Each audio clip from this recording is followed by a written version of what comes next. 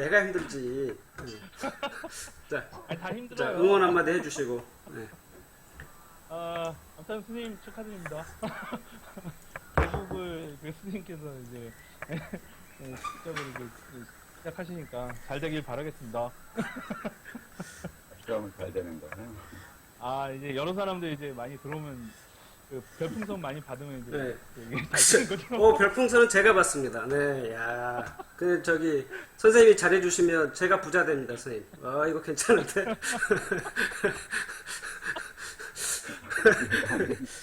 스님 계약서 쓰셔야 돼요. 네. 그렇군요. 하여튼 잘 됐으면 좋겠습니다. 각오 한 말씀, 천우님. 네. 각오까지 해야 되나요? 아무튼간 뭐 이게 어떻게 될지는 잘 모르겠지만 이렇게 할 때 열심히 질문을 요번에도 좀 고민해가면서 하는데 공부는 많이 더 잘 될 것 같고요. 다른 분들도 같이 잘 해가지고 좋은 어떤 면에서는 바울의 새 장이 광명원이죠. 광명원의 어떤 새 장이 열리는 것 같은데 잘 되었으면 합니다. 열심히 하겠습니다. 네. 열심히 해주세요. 네, 감사합니다. 호연님. 네. 한 말씀, 네. 소감과, 네. 이제 그 부산 이사 와가지고 처음으로 지금 컴퓨터 연결해가지고 예. 그 산책에 있을 때 책을 그 아는 동생이 그 곰팡이 폈대가 다 버려가지고 이 하늘 공부 이것도 진짜 도착한 지 얼마 안 됐어요. 그래야 부랴부랴 다시 읽고 준비하는 시간이 상당히 좀 짧았는데 어쨌든 그 옛날에 이제 바울 강의 하셨을 때 저는 한 번도 이제 참석을 못 했는데 거기에 대한 아쉬움이 네. 이제 온라인으로 바울 강의를 하다 보니까 네. 굉장히 이제 기쁘게 생각이 네. 들고 저도 조그마한 힘이 남아 네. 일조를 하게 돼서 네. 굉장히 기쁘게 생각합니다. 기대가 많으시죠? 네. 이렇게 네. 선생님하고 이렇게 얼굴 대면하고, 이게, 네. 정말 좋습니다. 네. 기대 많이 하겠습니다. 신명님. 네. 그 스카이프 고강모 동공모 하면서 익숙해졌다고 생각하는데 또 오늘은 또 은근히 색다른 분위기라 긴장이 되네요. 지금 이제 진도를 정해놓고 그 안에서 뭔가 그 세세한 부분의 개념을 짚고 갈 수 있는 좋은 어떤 자리가 되지 않을까 기대합니다. 네. 알겠습니다. 네. 제가 긴장하는 것처럼 보이나요? 네. 네.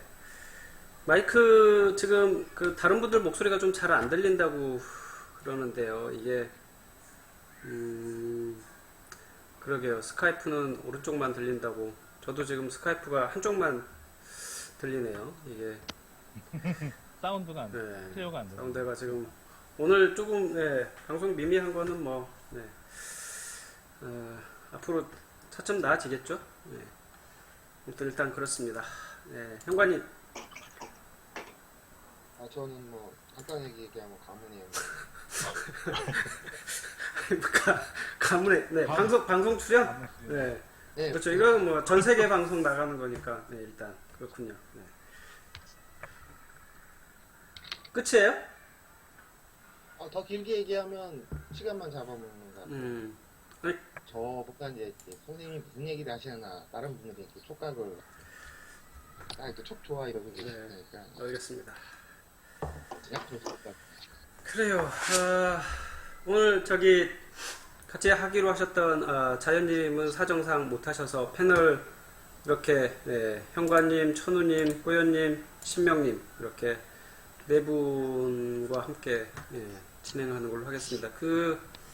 방송 들으시는 분들 아무도 질문들을 안 올려주셨던데요. 호연님은 사정이 있어가지고 질문을 못 올려주신 거고 책 한 권 써야 될 만한 기나긴 스토리가 있답니다.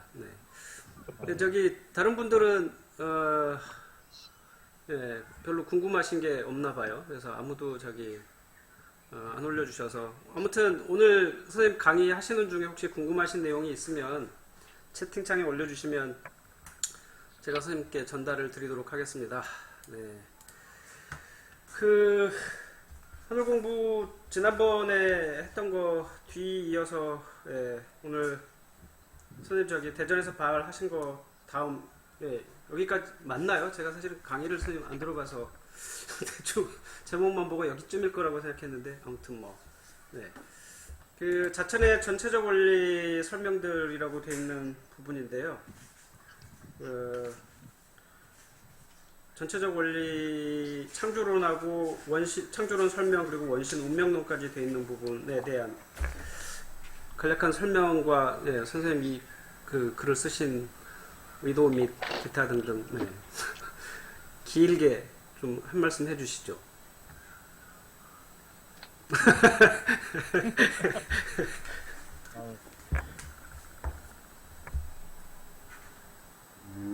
창조론을 개괄시켜달라고요? 네, 여기 자천의 전체적 원리 설명들에 대한 요 설명 챕터가 큰 챕터가 선생님 책을 이렇게 뭐죠? 자천의 전체적 원리 설명들 그래서 창조론하고 원신하고 운명론을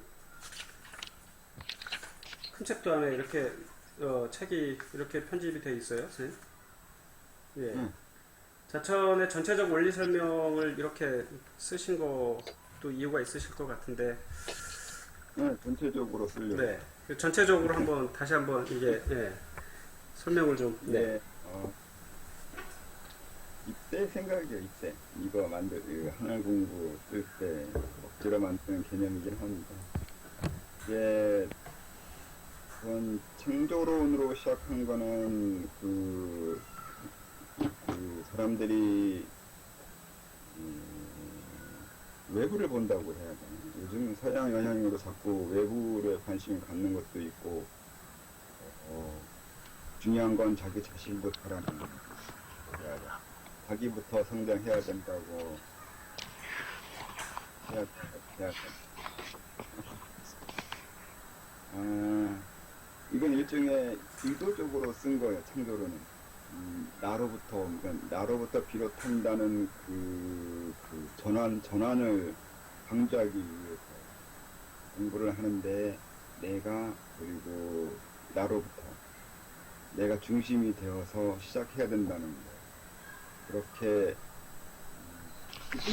우리가 살면서 기본적으로 그런 그 사고 체계가 그렇게 구성이 돼야 되는데 많은 사람들이 그렇게 인위적으로 자기 사고 체계를 만들지도 않지만 만들어야 되는데 그 근거로 처음 시작을 자기부터 시작해서 사고를 만들고 세상을 보거나 어떤 지식을 이해하는 근간이 되어야 된다는 생각으로 한 거죠.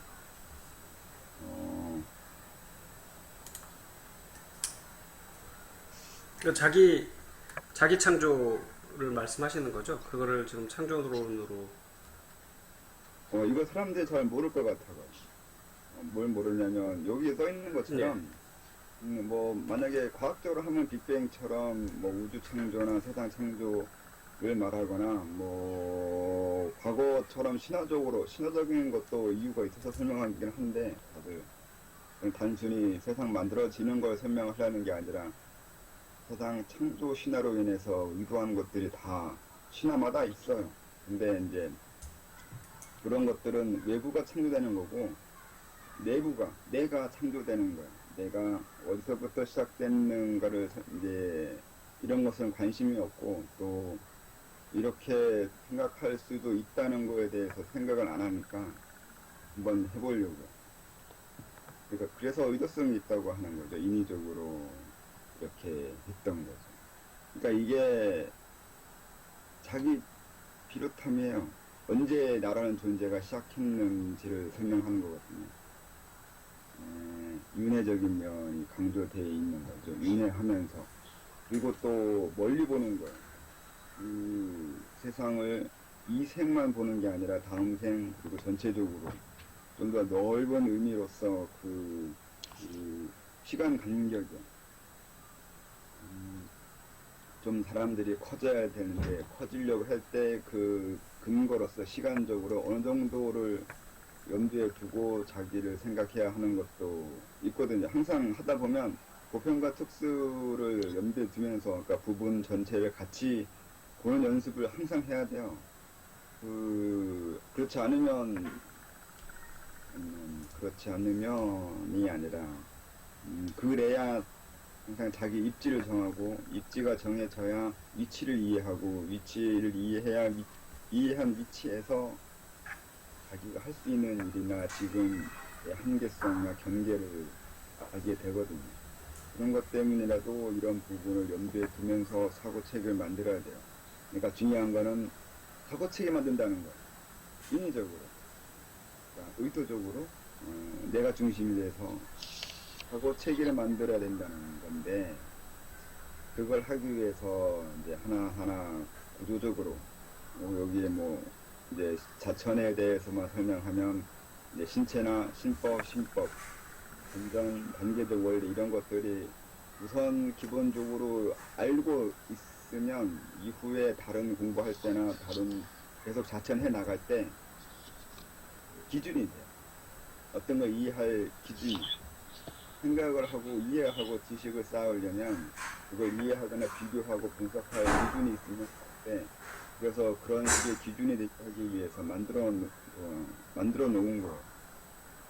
이게 있으면 나중에 훨 편하거든요. 다른 걸 이해하기 위해서. 지금 이 현관님 많이 쓰시던데 이거 많이 도용해가지고 여기저기 갖다 쓰시던데 그런 식으로 뭐든 어떤 걸 이해하려면 나름의 기준이 있으면 좋은데 꼭 뭐 제가 쓴 게 꼭 맞다는 건 아니에요. 나중에 이것도 넘어가는 그런 생각을 해낼 수 있으면 좋죠. 우선 기본적으로 해놓고 다시 이것도 해체도 해보는 것도 재미있어요. 정말 그런 거 하고 따져볼 수도 있고. 이건 너무 광범위한 설명이 돼버리네요. 부분적으로 질문하면 안 될까요? 네, 일단 뭐 저 전체적인 거 설명하시고 부분적인 질문으로 올라온 거는 그때 예, 거기에 맞는 저거를 하기로 하죠. 뭐. 그러면 선생님 그 자천 원리 설명하시면서 창조론 얘기하시는 거는 네, 옆에서 누가 부르나요, 선생님? 네. 우리 생애라고 해야 되나요? 그러니까 우리가 비롯한 것으로부터 시작해서 윤회적으로 이렇게 쭉 전체를 보면서 나의 위치나 입지 이런 것들을 설정하고 끊임없이 나아가려고 하는 뭐 그런 노력? 뭐 그런 의미에서 창조론을 여기서 설명하셨다는 뜻인 건가요? 그것도 되고요. 여기 억지로 천부경도 해석하고 네. 그러는데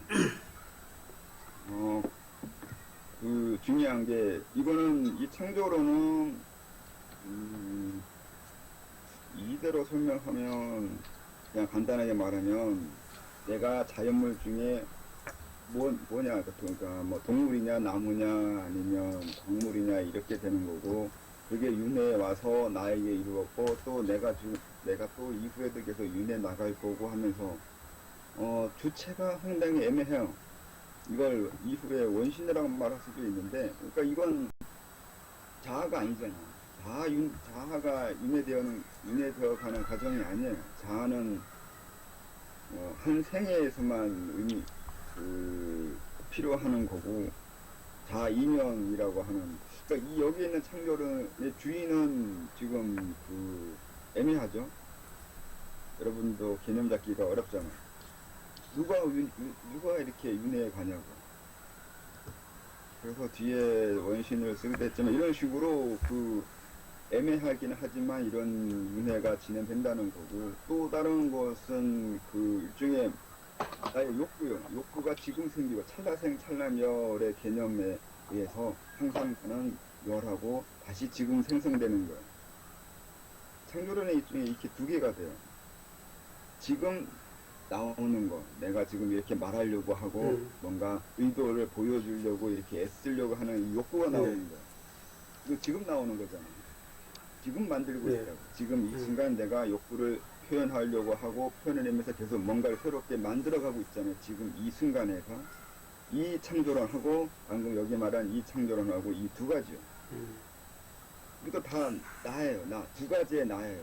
이 책에 있는 이 창조로는 뭐 원신일 수도 있고 진화나 아니면 뭐 본성이야 이렇게 좀 더 근원적인 그 토대로서의 그 나 아닌 나 아니면 뭐 나 이전의 나 아니, 본래적인 나이면서 이런 식으로 설명할 수 있는 그거 하고 그 다음에 지금 나 이건 그것도 세 번 하면 이 생에 나도 있고 또 그것도 세 번 하면 어느 기간 동안에 나도 있고 그래요. 이 나라는 게 여러 개 나눌 수 있는데 우선 이 가장 긴 이 창조론의 나하고 가장 짧은 이 순간에 내 욕구가 나오는 이 나하고 이 두 개의 양극단을 놓고 중간에 나누면 다른 나도 얼마든지 나눌 수 있잖아요. 예. 그러니까 나라는 게 여러 이인 거하고 그 다음에 이거를 항상 이 염두에 두고 있는 거 양극단을 두고 그 중간을 또 염두에 두면서 항상 사고를 하고 있는 거거든요. 지금의 나와 전체의 나 그리고 부분적인 그 중간들의 나 이것도 아까 말한 대로 전체와 부분 얘기인데 전체와 부분이라고 보편과 특수시고 이렇게 두 개만 말하면 두 개만 있다고 하는데 두 개가 아니라 그 두 개의 양극단을 놓고 보면은 그 중간에 어디쯤에 항상 우리가 네. 존재하고 있는 거죠. 이런 것들을 다 좀 설명하려고 했었던 거예요. 네.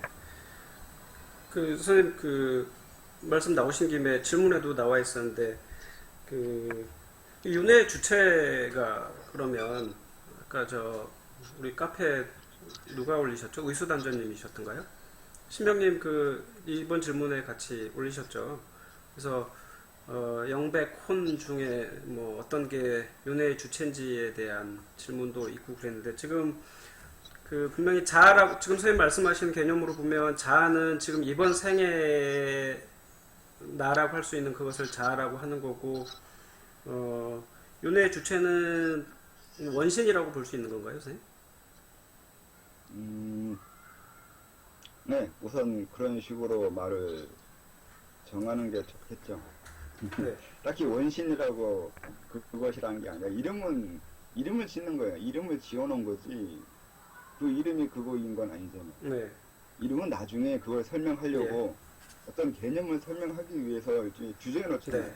이걸 설명하기 위해서 그 전 걸 규정하고 아니면 저걸 설명하기 위해서 그 다음 걸 규정하고 어떤 걸 규정해 놓기 위해서 이름을 정해 놓는 거란 말이에요. 그래서 아까 말한 대로 뭐 본래일 수도 있고 본성일 수도 있고 뭐 진화일 수도 있다고 이렇게 규정하지 않고 여러 가지 말들이 있다고 말하는 건 말은 그냥 설명하기 위해서 만드는 거예요.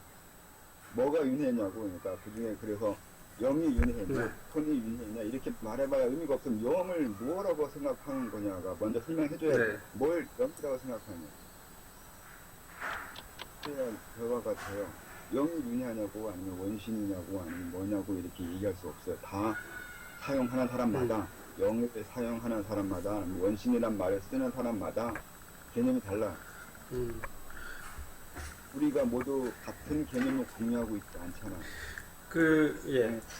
이런 거는 먼저 자기가 이걸 이렇게 생각하는데 이것이 윤회의 본체냐고 이렇게 질문을 그렇게 해야 돼. 아니면 설명할 때 알겠습니다. 그러면 그 선생님 선생님이 쓰신 개념 중에서 좀 용어를 좀 분명하게 하기 위해서 원신에 대한 개념부터 원신을 이전에 그 쓰던 원신 기존에 쓰던 그 신자가 귀신 신자, 신신자가 아니고 선생님 몸 신자를 쓰셨어요. 네, 그래서 그럼 기존의 개념하고 차별을 두시겠다는 그런 원신의 개념하고 좀 다르다는 뜻인 거죠. 좀 더 물리적인 현상이나 그 유물적인 의미로 쓰려고요. 그리고 그 몸신자가 단순히 신체를 의미하는 게 아니라 저는 생활체계나 전체 자기 활동 전반적인 걸 의미한다고 했거든요. 그러니까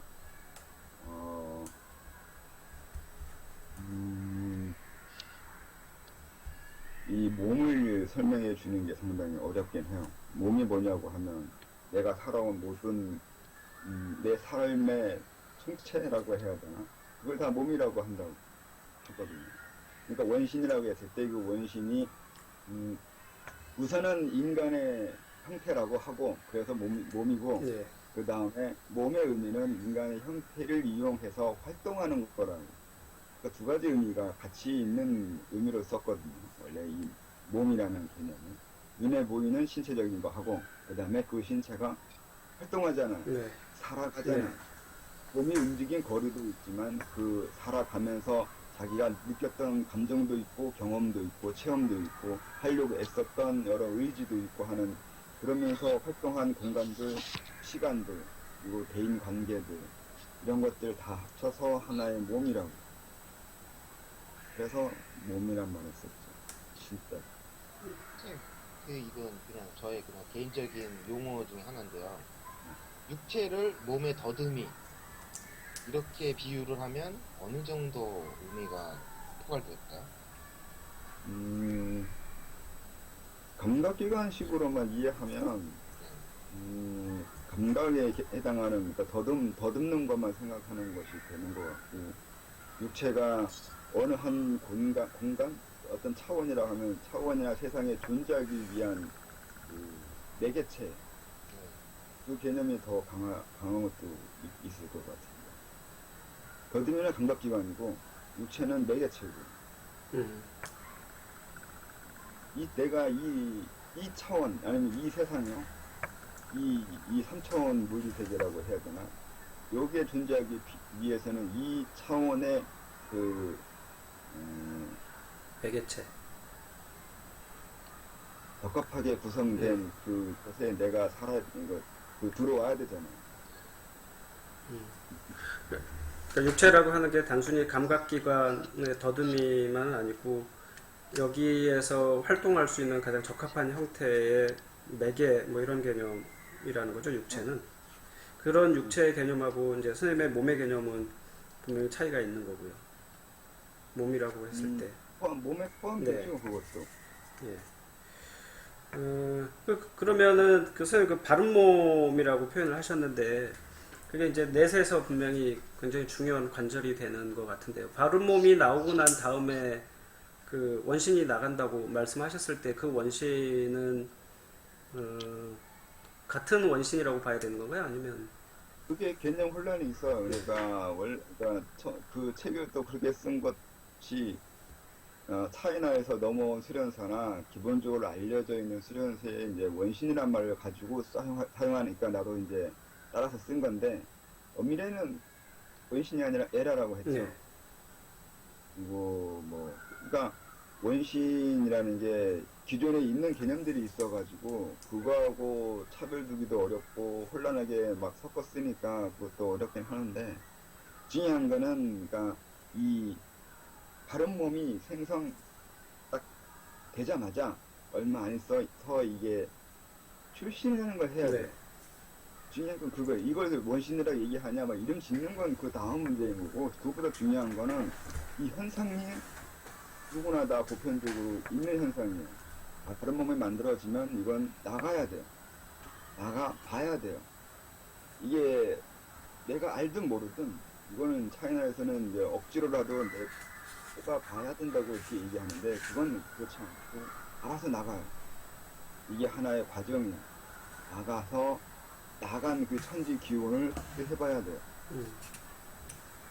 그리고 이걸 몇 번 해서 익숙하거나 바깥 세계를 익숙하게 하는 거. 이것도 아까 말했는데 몸과 육체가 비슷한 건 바깥에 해당하는 자기 그 원신 아니면 그 에라로 자기를 다시 구성해야 되거든요.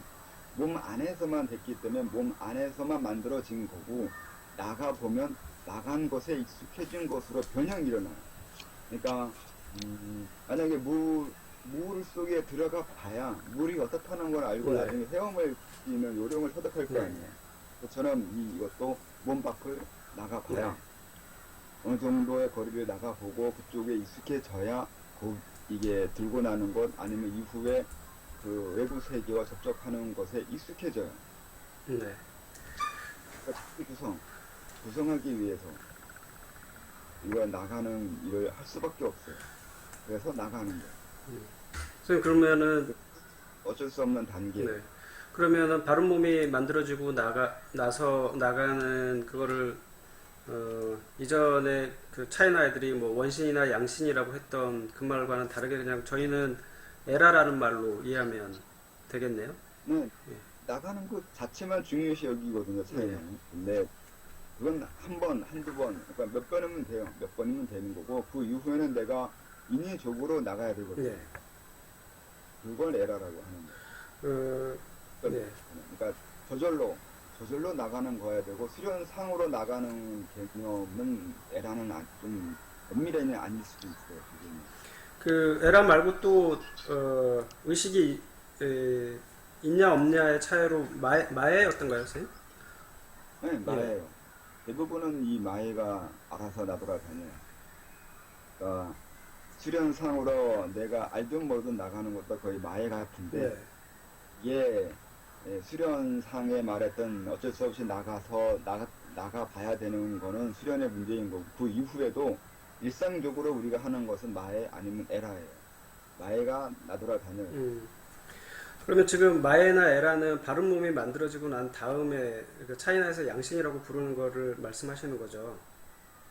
그러면은 지금 도능님 질문인데요. 보통 사람들이 그 유체 이탈 경험할 때 그거는 에라하고 어떻게 다른 거냐고.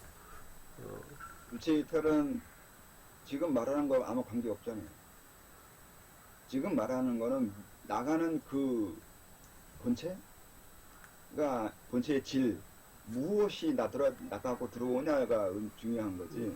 유체 이탈은 그냥 말 그대로 뭔가 나가기만 하는 개념이잖아요. 이탈만 되면 되는 거죠. 그때 나가는 건 뭔가요, 선생님? 그럼 유체 이탈할 때는? 유체 이탈은 서양인들이 만드는 개념이기 때문에 서양인들이 쓰는 서양인들이라고 일반인들의 의식이나 의식 비스무리한 것들이나 그런 거 아닐까.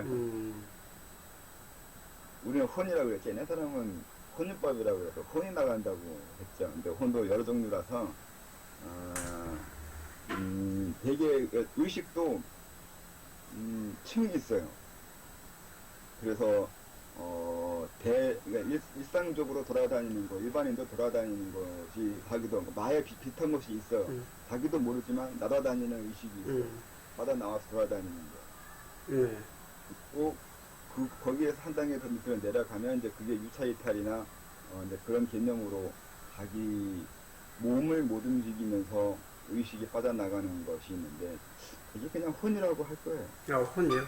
그러니까 지금 뭐 도능님 예전의 경험으로는 몸이 빠져나가서 이렇게 누워있는 자기를 이렇게 하고 하는 모습, 그럴 때 이렇게 가위 눌리 듯한 느낌으로 빠져나가는 느낌을 가졌었다고 그러던데, 하여튼 그런 거는 혼이라고 볼 때. 얘기 나가면 숨도 안 쉴 수 있어요. 배까지 나가버리면 위험해. 네. 네. 또 건너뛸 거예요. 그렇군요.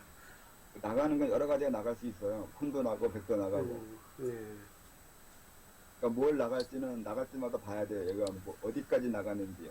무엇이 나가는지는 보고서 뭐가 나갔는지 다시 말해야 되는 거죠. 항상 유체이탈 연습한다고 항상 같은 게 나가거나 같은 정도의 질이 나가거나 하진 않는다고 봐요.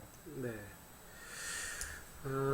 뭐 의사님 질문하신 거 바른 몸 이외에 나가는 에라는 우리들이 느낄 수 있나요? 라고 질문하셨는데, 우리들이 느끼는 걸 에라라고 하고요.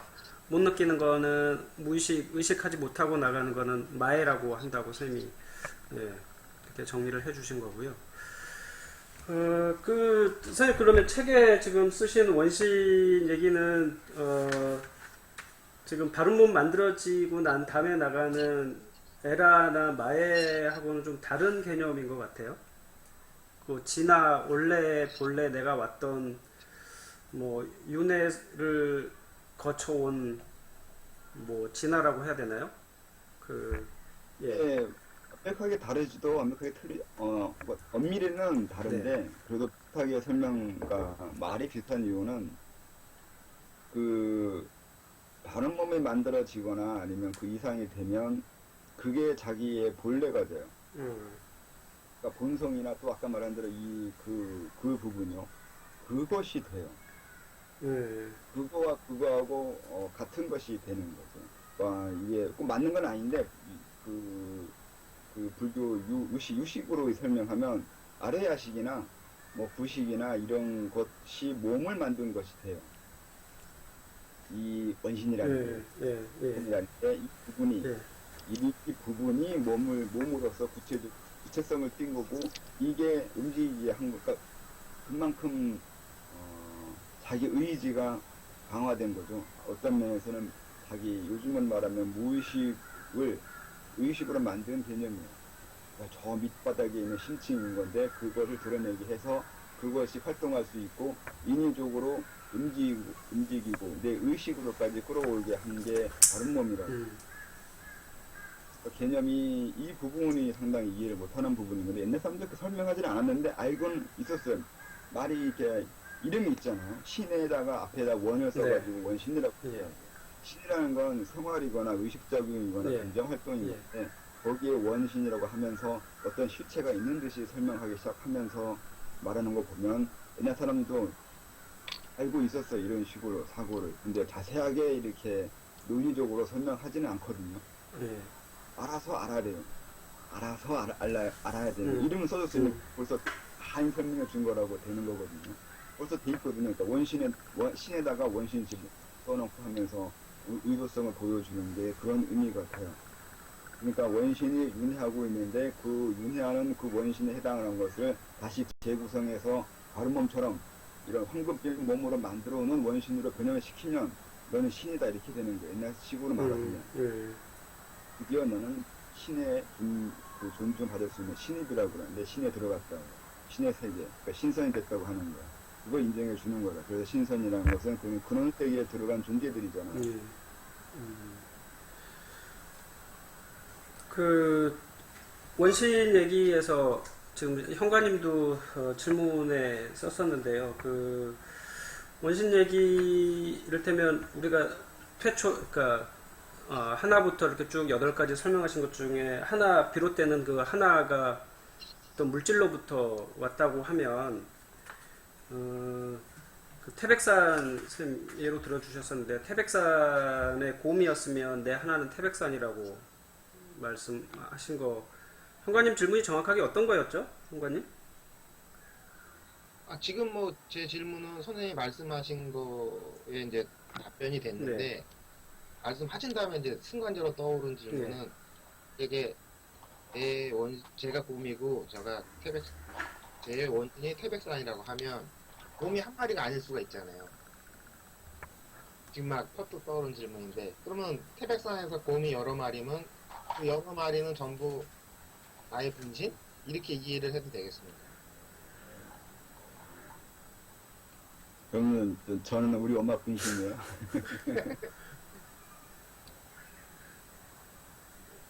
주체라고 얘기하니까 서양 철학에서 말하는 자아나 주체에 대한 개념을 곰에다 두느냐 원신의 태백산에 두느냐 이 부분에서 내가 나온 근원은 태백산에 둘 수 있는데 중요한 건 곰이다 이런 말씀이신가요? 그게 근원성, 그러니까 뭐 태백산에 해당하는 그 근원에 들어가려고 하는 게 그 동양의 수련인 거죠. 그걸 더 근원으로 두고서 자기를 이해하려고 했던 거예요. 그러니까 서양인들은 뇌에 관심이 있는데 동양은 뇌에 관심 없거든요. 그런 것처럼 내 자아가 뇌에 있냐 가슴에 있냐고 하는 게 그런 의미였던 것 같아요. 그러니까 내가 살아가고 있고 지금 뭐가 욕구하고 있는 게 내 가슴이거든요. 마음이 하고 있다고 생각하는 거거든요. 그러니까 태백산이 하고 있다고. 몸이 하고 있는 게 아니에요. 곰은 촉수예요. 좀비요. 그냥 움직이고 있는 거고 내 마음에 반영된 그런 뇌가 그런 거잖아요. 그러니까 우리하고 서양 지금 지식하고 과거 지식이 다른 게 지금은 뇌가 다 몸을 지배한다고 이렇게 하잖아요. 근데 우리식으로는 마음이 한다고 하는 거죠. 근데 그 생리학적으로는 뇌가 하고 있는 게 맞잖아요. 근데 그건 생리학적인 문제인 거고 그 다른 면에서 내 마음이 하고 있거나 내 배가 하고 있다고 하는 게 맞죠. 사실 제가 질문을 잘못했는데 답변을 명확하게 해주셨습니다. 선생님 하나에서 이런 물질이라고 해야 되나요? 여기에서 신령한 기운이 깃드는 걸 선생님 유웅이라고 표현하셨던가요? 맞죠? 아니요, 다른 유은 개념인가요? 도깨비 같은 거예요. 그러니까 어떤 사물도 오래되면 뭔가가 나와요. 그러니까 나무가 오래되면 영이 생겨요. 예. 그리고 뭔가가 이렇게 물질에서 비물질의 존재가 형성이 되어 나오는 거예요. 예. 그걸 유운이라고. 그러면은 물질들이 그렇게 어떤 좀 더 나은 존재로 나아가려고 하는 욕구를 다 갖고 있고 그럴 때 유흥도 나오는 거고 그렇다면 우리의 몸이 엄마 뱃속에서 생길 때도 그 육체 자체의 유흥의 의지 육체 자체의 의지도 있을 거 아닙니까, 선생님? 이렇게 말하면 우주 자체의 의지예요. 음, 이게 시간으로 이제 번역해서 이해하는 건데 계속 앞으로 나아가잖아요. 예. 뭔가가 나아간다는 건 뭔가 계속 새로워지고 있는 거고 발생되고 있는 거란 말이에요. 어떤 것도 발생돼 나와요. 발생돼 나오는 게 누적돼서 자기 의지가 생긴단 말이에요. 움직이지 않는 거 움직이고 싶고 움직이고 있는 존재는 더 강하게, 더 빨리, 더 넓게 움직이는 방법을 찾아요. 선생님, 우주적 의지의 개념으로 이전에 초라는 걸로 쓰지 않으셨던가요? 구월, 예. 그거는 일종의 근원성에 대한 설명이 예. 이 재료라고 해야 되나? 구성되어 있는 근원성. 이것도 애매하긴 한데 이는 산에서는 산의 기운이 있잖아요. 네. 들에서는 들 기운이 있는데 그러니까 중첩되어 있는 거예요. 여러 기운들이 산 기운, 들 기운, 산천 기운, 나라 기운, 지구 기운 이런 식으로 중첩되어 예. 있잖아요. 그래서 이렇게 근원적으로 들어가면 이렇게 지구 기운, 그리고 지구 너머에 있는 거, 그리고 태양계의 기운, 그리고 태양계 너머의 기운 이런 식으로 이렇게 차원이 다른 기운들이 이렇게 있어요. 그래서 옛날 사람들이 말하는 것처럼 태극 너머의 무극 너머 뭐 이런 식으로 거기까지만 설명하는 건 이건 아마 논리적인 설명 때문에 그렇게 한 것 같기도 한데 이건 만약에 진짜로 그러니까 태극이라는 기운 아니면 태극이라는 근원이 존재하고 그 근원 너머에 무극이 있고 이렇게 이해한다면 무극 너머에 너무 많아요. 그렇게 설명하는 건 함축적으로 설명한 거고 실제적으로 설명하려면은 이 땅, 내가 지금 살고 있는 이 지역 기준 네. 그리고 지역을 얼마나 넓게 보느냐가 있거든요. 네. 층층이 이런 식으로 계속 진행이 돼요. 이렇게 됐을 때 지구를 넘어갔을 때 그리고 태양계나 태양계 넘어로 갔을 때 느껴지는 그 기운들을 일종의 초라고 했던 거죠. 그러니까 엄밀히 말하면 수련에서 말하려는 근원을 얘기하려면은 과거에 있는 얘기처럼 하나에서 둘 나오고 둘에서 셋 나오는 것처럼 수학적으로나 그렇게 비유적이라고 해야 되나? 뭐라고 모르겠네. 한쪽적으로 설명한 것만 가지고는 되지 않아요. 사변적으로 이해하는 건 거고 실제로 수련할 때는 그 도움 안 돼요. 그냥 신법, 그러니까 인위적으로 만들어낸 신법일 뿐이에요. 그보다 더 초보다 더 근원적인 건 오로나인가요, 선생님? 말 안 했을걸요? 그랬나요? 말할 사람이 없는데. 그건 만들면 돼요, 이러면. 계속 만들면 있잖아. 태양계 넘어 은하계, 예. 은하계 넘어 성단, 성단 넘어 뭐 계속 가잖아. 오로나 뭐였죠? 호연님? 제가 제랄 우주편에 있었던 것 같은데 그 용어가 정확하게 기억이 안 납니다. 오로나 맞습니까? 올 우린 초 마지막에 예. 오로나인데 제가 생각할 때 그 창조론에 보면 예. 하나에 대한 설명이 그 세상적 환경, 지구, 우주와 하나에서 구분이 전혀 안 되는 때를 이제 하나라고 하는데 혹시 하나가 오로나와 또 연관이 있을까라는 생각을 좀 했었거든요. 그냥 개념적으로 하나라고 한 건데 말을 설명하기 위해서 만들어 놓은 거예요. 네. 우선 전체라고, 그러니까 우리가 분별되지 않았다고. 네. 여기서 지금 창조론이 처음에 하는 게 하나라고 해놓는 거는 숫자로 그냥 하나, 둘, 셋, 넷 하려고 써놓는 거지 하나에 별 의미 없어요. 그냥 서수예요. 서수, 기술. 기수라고 해야 돼요? 서수라고 해야 돼요? 기수요. 기수예요. 그냥 일. 그러면 일종의 그 태어라고도 얘기를 할 수가 있지 않겠어요? 그러니까 방금 얘기했듯이 그런 식으로 태허, 태극, 무구 이런 것들은 과거에 어떤 목적에 의해서 만들어졌는 것 같긴 한데 이건 사변적인 거라고요.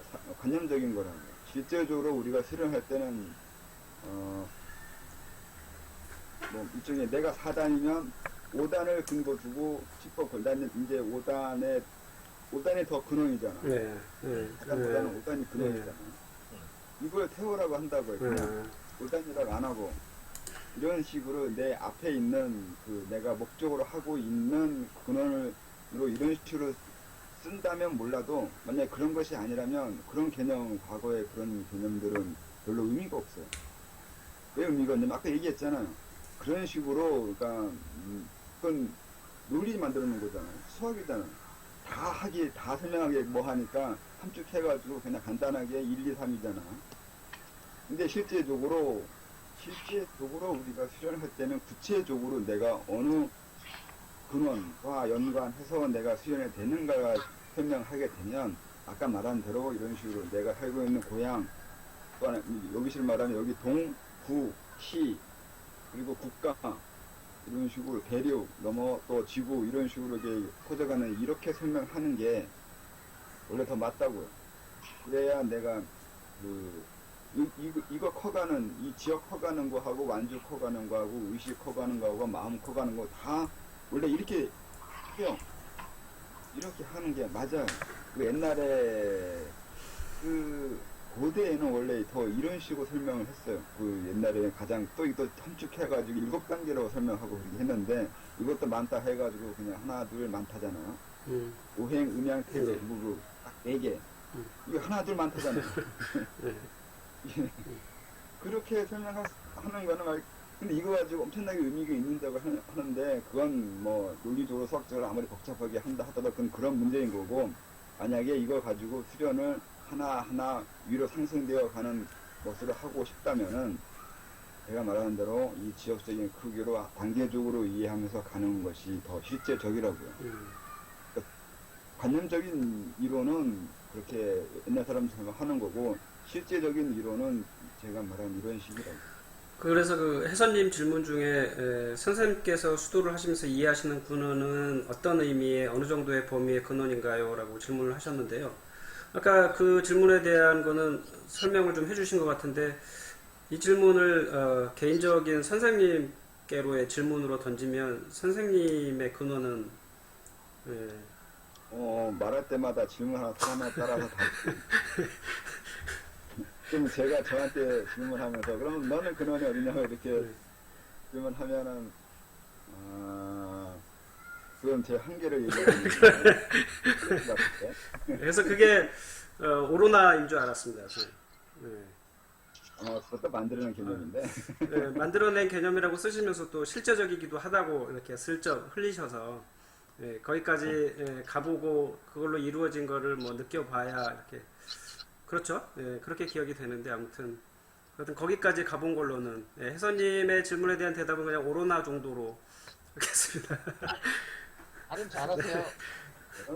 돌아갔었는데 기억이 안 나네. 근데 그 검낭님 검낭님 질문 지금 그래서 하려고요. 검낭 삐질라. 그럼 처음에는 태백산에 해당하는 근원에서 나왔지만 상위 개념을 신법으로 써서 더 높은 근원적인 것으로 지향해 나간다고 보면 될까요? 이렇게. 무슨 말이에요? 그게? 같은 질문 다르게 하세요.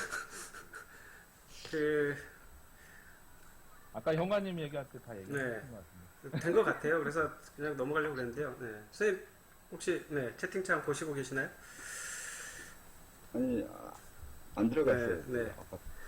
알겠습니다. 제가 읽어드릴까요? 네. 처음에는 태백산에 해당하는 근원에서 나왔지만 상위 개념을 신법으로 써서 더 높은 근원적인 것으로 지향해 나간다고 보면 될까요? 근데 그 태백산 곰의 그 비유가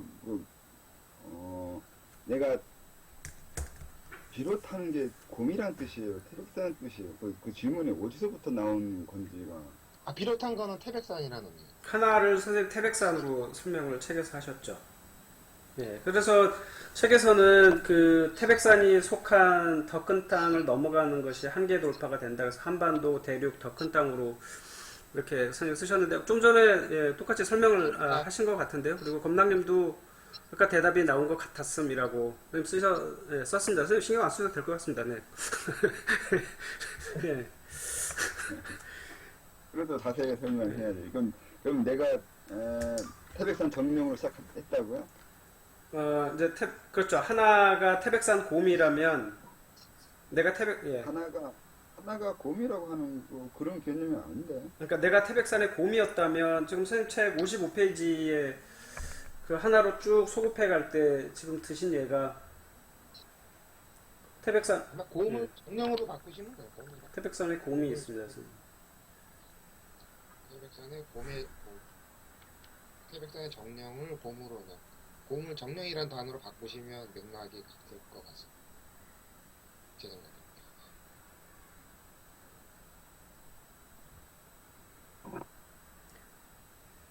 정령은 예, 그거보다 더 이전 개념일 것 같고요. 예. 그럼 이게 전생에 곰이었다는 거예요? 네, 그렇게 되는. 예. 네, 그래서 만약에 내 시작이 곰이었다면 우선 근원을 돌파해 나갈 때 태백산까지 가야 되는데 곰까지는 곰은 갈 필요가 있나? 이거 어떻게 설명해야 되는 거야 이게 아까 말한 대로 내가 근원 원신이라는 게 내 근원에 해당하는 그 무엇이 형성할 이런 거라고 했잖아요. 그래서 언젠가는 내가 이렇게 말하면 그러니까 내가 지금 동에 살잖아요. 동에서 구로 넘어가면 태백산과 크기가 비슷하거나 이렇게 되잖아요. 그러면 그게 태백산에 해당하는 한계를 넘어가는 것이 돼요.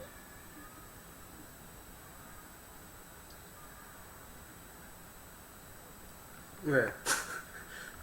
선생님 들어놓으신 거죠? 네. 선생님 목소리 선생님이 듣고 계시니까 어색하죠?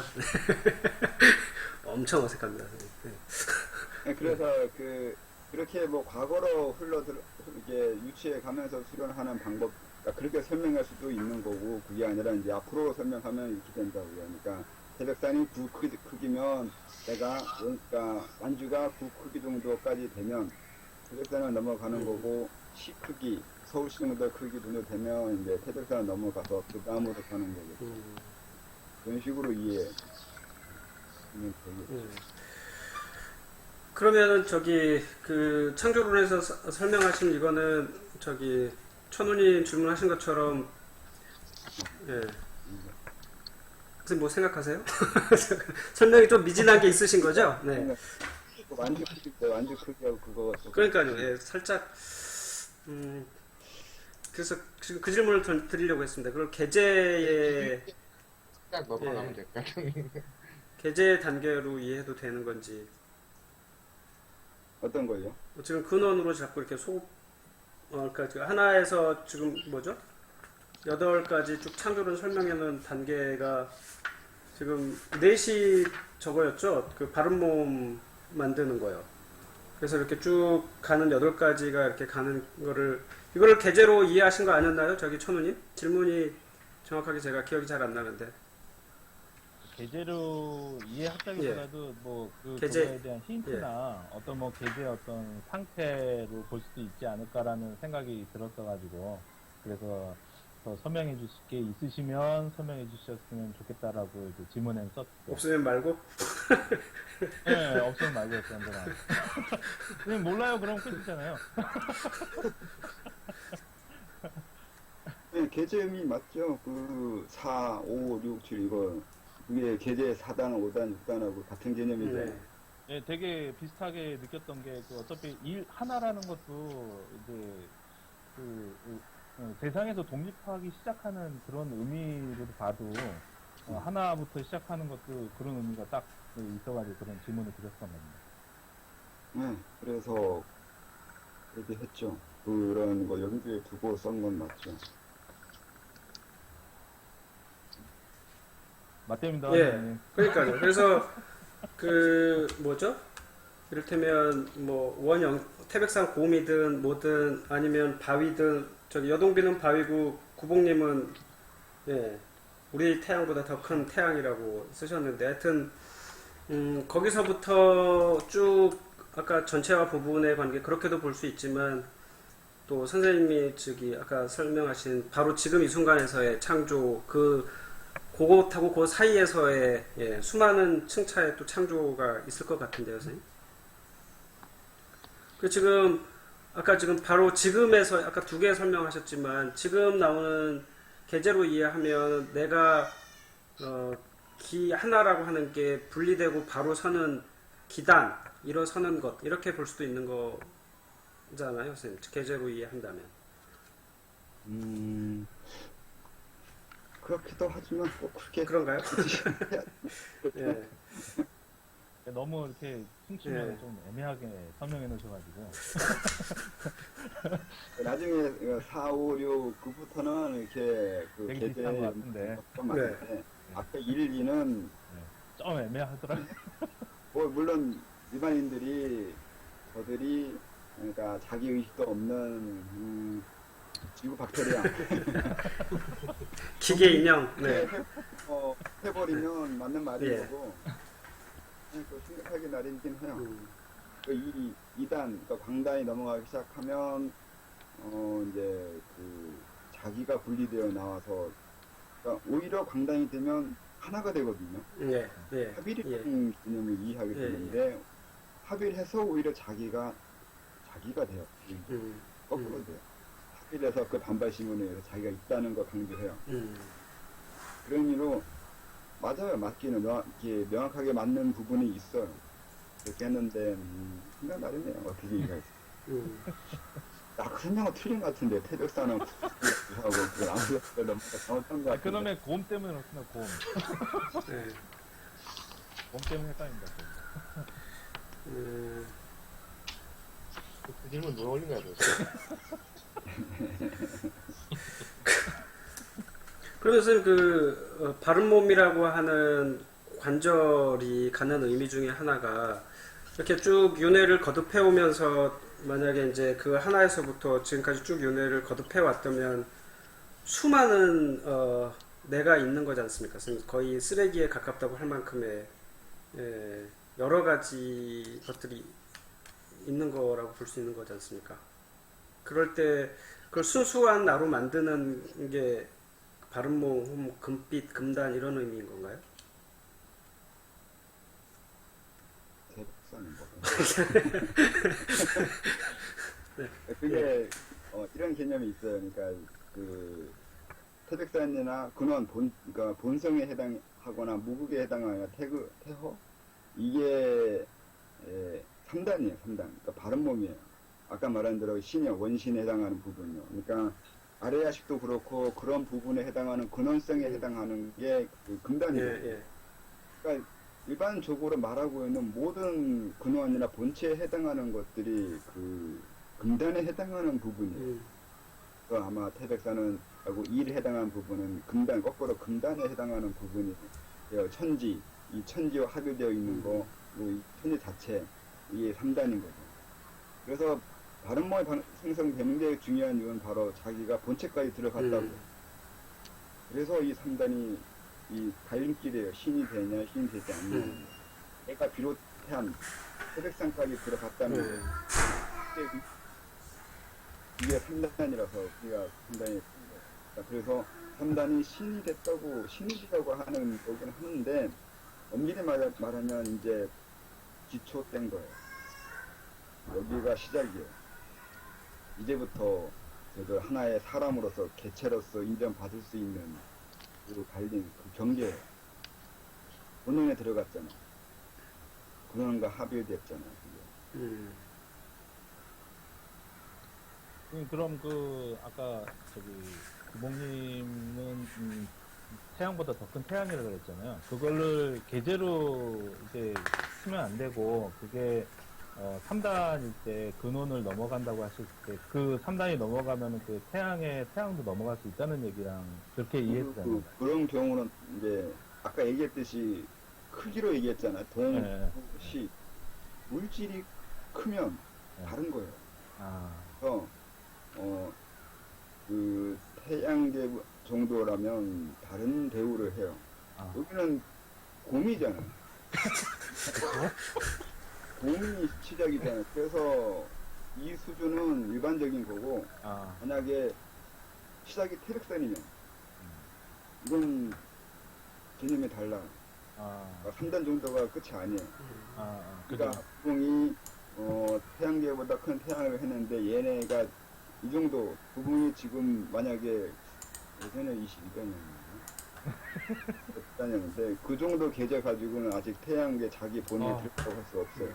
어휴, 그 정도 크기는 지금 이 태양도 그 정도 계절 같아요. 아, 그렇기 때문에 아직 근근에 못 가. 그러니까 크기가 다른 존재들. 그러니까 굳이 그러니까 구붕을 예를 든 건 요동비는 바위일 뿐이라서 이 정도는 3단, 네, 그 정도는 되는데. 4단이 네. 이게 아, 그 자기가 이제 제대로 들어간 거고 이제 자기 근원에 그때 이게 구멍은 부모님은 아직도 많이 가셔야 돼. 배우가 달라요. 일반인들은 다 아, 이러는데 그래서 일반인들은 일반적으로 다 이제 되는 거고 전혀 다른 존재들은 다른 배우 같아요. 어쨌든 양적인 크기가 있는 거네요. 네, 양적 크기가 질적 크기와 비례해지는 상황이 돼요. 그 지금 말씀하신 그런 거를 만약에 이제 잘 모르시는 분이 도대체 뭘 기준으로 계제를 나눈 거냐 이런 질문을 할 때요. 네. 그냥 쉽게 이제 답변하기 좋은 그런 팁 같은 거 없으신지 여쭤봐도 될까요? 계제 나누는 그 기준은 처음 일단 2단은 경매 흘러가는 거 가지고 했잖아요. 근데 그거는 이제 예를 들어서 이제 호흡 수련 같은 걸 하신 분들은 조금 수용하는데 전혀 그런 개념이 없는 분들은 도대체 뭘 가지고 계제를 나누느냐라고 하면 그냥 그 사람 자의적으로 나눈 것밖에 더 되냐 이런 식으로 따지고 들어올 때 제가 받아치기가 참 애매모호한 경우 한 번 있었는데 뭐 적절한 비유라든가 물론 나름대로 이렇게 꾸며서 할 수는 있겠지만 만약에 혹자가 선생님한테 그런 질문을 드린다면 어떻게 답변하실 수 있는지 그게 좀 궁금합니다. 지금 말라고 하잖아. 뭐 그런 구분하는 건 단체마다 다 있지 않나. 옛날엔 1선정, 2선정 하는 것처럼. 예. 야, 우리는 그렇게 한다 그러면 되죠. 그냥 그런 식으로 구분한다고. 이미 저기 계제 구분하는 기준은 이제 선생님 책에 쭉 돼 있는데 그분의 딴지는 그걸 지금 선생님이 혼자 거는 것에 대한 딴지 아닌가요? 그렇죠. 별로. 보는 거나 아니면 이게 뭐 무슨 기준이 있거나 자기네도 그러니까 객관적 기준이 있냐는 것이 되는데 사실 객관적 수도는 객관적으로 어떻게 할 수가 없어요. 그러니까 객관적인 기준을 달라 그러면은 그냥 과학적으로 어떻게 증명하라는 건데 그거 할 수가 없는 거잖아요, 이제. 자기성이 너무 커요 이쪽이. 그래서 좀 논리적으로 설명해야 될 부분은 많이 해야 될 것 같긴 한데. 논리적인 근거를 마련하시려고. 그게 물론 그렇다고 이게 이를테면 선생님만의 매트릭스에 저희가 이렇게 같이 빠져 있다 뭐 이렇게 보기 그런 게 좀 너무 심한 것 같고요. 선생님 어느 정도 그게 그 실제성, 객관성 이런 것도 있는 거지 않습니까? 그러니까 그 말은 저희가 같이 공유할 수도 있는 그런 어떤 기준이나 이런 것들도 분명히 있다는 거잖아요. 네, 있죠. 그러니까 저만 그 분의 계제를 그렇게 보는 게 아니라 다른 분도 그렇게 볼 수 있어요. 근데 그렇게 되기 위해서는 그러니까 동양의 공부의 차이는 숙련이 많이 필요해요. 객관적으로 누구나 이제 그 기준만 알면 적용할 수 있냐 하는 것인데 그렇게 기준 알고 방법 안다고 적용할 수 네. 없어요. 그 정도 적용할 수 있으려면 오랜 단련과 훈련이 필요해요. 근데 이게 결국 개인의 재량이 돼버리는데 그래서 이 객관적으로 완벽하게 되지 않는 것이 돼요. 객관적인 부분이 없는 건 아닌데 훈련이 문제가 생긴다는 거예요. 그래서 계제 보는 것을 다른 분들이 한다고 하다가 잘 안 되는 거는 이게 이 계제 보는 건 영안하고 비슷한 것이 되고요. 영안이 같은 거라서 이 유관에 해당하는 이 객관 3을 보는 거와 다르게 영안이라는 거는 너무 개인의 그 심리적인 네. 거 여기에 영향을 많이 받아요. 근데 선생님이 영안이라 하시면은 되게 오해 여지가 많지 않습니까? 네, 그 오해가 생기는 이유가 다 심층이에요. 많은 것들이 자기 내면에 있는 것이 이게 독해해서 아니 해석해가지고 바깥에 보이는 거거든요. 그래서 아직 영화를 본다는 사람들이 영화에 대한 객관적인 증거나 아니면 이게 어떻게 가능한 거거나 어떻게 볼 수 있거나 보는 거에 대한 그 설명 아니면 논리 이유 원리 이런 걸 공부가 아니라 이게 증명한 아니 뭐지 연구라고 해야 되나 연구를 안 하잖아. 그냥 일방적이에요. 이건 일방적인 말이에요. 나는 이러이러한 걸 봤다. 이러이러한 것을 체험했고 이러이러하고 이러한 일방적으로 갖다 쏟아 부어버리고 그게 끝이거든요. 믿든지 말든지 그 다음에 이런 식으로 계속 그쪽 세계에 있는 사람들이 하는데 그래서 제가 설명을 하려고 했잖아요. 이게 영안이 어떻게 나오는지 그리고 뭘 볼 때 무엇이 보이게 되는 거고 보일 때 어떤 현상이 일어나는데 그 현상들이 어떻게 비롯되는 거나 어떻게 왜곡되고 곡해질 수 있는 건지 그걸 설명해 주려고 하잖아요. 근데 공부를 안 한다니까? 아니, 선생님 결론이 그렇게 나시면 이게 참. 저희는 어려워요. 예. 사람들이 성격이 있는 거라서 그 성격에 맞게만 보게 돼 있어요. 예, 선생님 말씀해 주셨으니까 제가 이거는 아마 방송에 나중에 누군가 볼 거를 대비해서 일반 사람들한테 겨냥해서 저 한마디 해드리면 호연님 이거 아시죠? 예, 펜듈럼. 예, 이걸로 사람들 기력 측정하시는 분들 아시죠? 예, 알죠. 그거 저희가 지금 선생님께서 말씀하신 개념대로 하면 이걸로 사람 기력 측정하시는 거에 신뢰도랄까요? 어느 정도 저는 제로라고 생각합니다. 펜듈럼 가지고. 저희 관경적 분들은 다 인정하실 텐데 어떤 분이 이제 저랑 선생님 기력을 측정했대요. 근데 제가 뭐 10에 뭐 8천승인가 나오고 선생님은 10에 뭐 50승인가 나왔대요. 그러니까 또 현관이 더 높은 거네요? 네. 그러니까 오, 예. 거기 가서 저기 교주하면 되겠네, 현관이. 그러니까 저 그거를 어떻게 반박을 해서 설명해주고 싶은 생각이 들다가도 이분은 내 말빨이 안 통하겠구나라는 생각이 들어서 은근히 인정. 아니야, 말빨, 그 정도면 말빨 통하지. 10에 8천승이면 그게 지금 얼만큼인 거야. 더 재밌는 건 이제 분명히 이제 나중에 이제 새로 오신 분 중에 이제 그 측정하시는 분이 이제 광명원의 어떤 분을 또 측정을 해줬어요. 그분은 저보다 더 높아. 10에 5만 승이야. 야, 선생님보다 높은 분들 많네요. 네.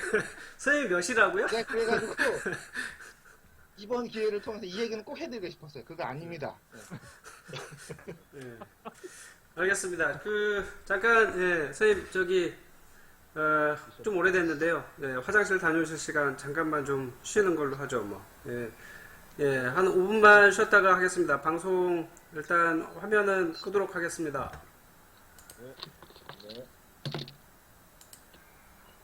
속 시원하네. 이 말 꼭 하고 싶었어, 나 진짜.